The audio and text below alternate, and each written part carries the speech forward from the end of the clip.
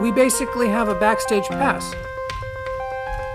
We can go back and like hang out with the band and maybe do some drugs, you know what I'm saying?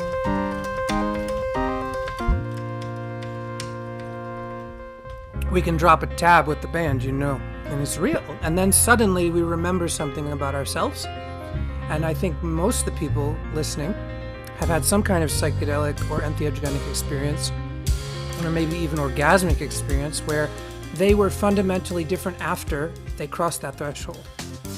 Tantric experience, or the tantric poesis of eros and thanatos, of sexual awakening or sexual desire, pleasure, and death.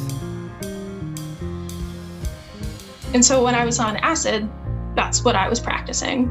And like, I guess my uterus talked to me and told me I was pregnant. Like, I started thinking about giving birth and what giving birth would be like. And I've always had like a big fear of it. It's like this thing, I had a vision when I was like 13 of me dying, giving birth. So we are sort of dancing inside of this relationship that is much bigger than we are. But because we are of that relationship, we have the capacity to feel it happening as it's happening, viscerally, with our senses.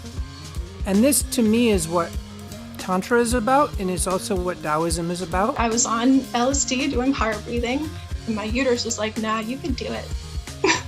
Like, yeah, you can do that. And I was just like, huh, maybe I could do it with acid. Wait, do what with acid? Give birth on acid. And so I Googled it. Feeling this multi-dimensional sexual tantra of eros, thanatos, yin and yang happening, kind of becoming. Separation is a complete fallacy. We are not separate. That is forcing us to individuate. And you're seeing the very beginning of that process. Time travel and transcend. Hold tight as your mind's been around these rhymes. I'm telling you, like black hole horizons. And we all know it, but we have to move against that in order to individuate. I tamper with the temporal, confines of the ephemeral, singularity swallowing cosmic pythons. Our ego started to develop when we fell out of the trees. A symphony of seasons saturate seeds to hatch the hearts of spiral galaxies. We have to push out to the edges of that. And the more we go to the eye, evolving vortexes form neocortexes to reflect upon their place in this space-time nexus. And they have developed to the point where there is nothing but the I. I hear tetrahedrons talking, telling tales of toroid breathing. And the deeper we go into the narcissism, the more obvious it gets. The pressure is very intense. To pump the prana flow from the floor to the ceiling.